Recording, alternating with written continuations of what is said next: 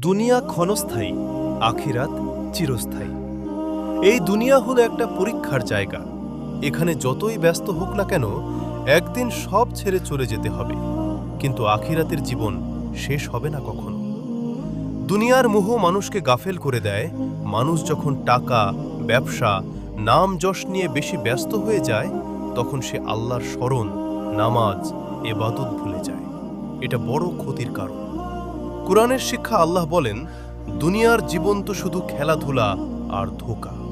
অর্থাৎ আমরা যেটাকে এত গুরুত্ব দিচ্ছি সেটা আসলে সাময়িক। সফলতা কিসে? ইসলামে আসল সফলতা হলো ঈমান ঠিক রাখা, নামাজ পড়া, হারাম থেকে বাঁচা, মানুষের হক আদায় করা।